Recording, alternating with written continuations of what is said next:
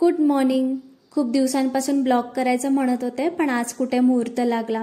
सकाळी उठल्यानंतर बघते तर काय खूप छान असं वातावरण होतं आणि त्यातल्या त्यात आज पाऊस पण नव्हता.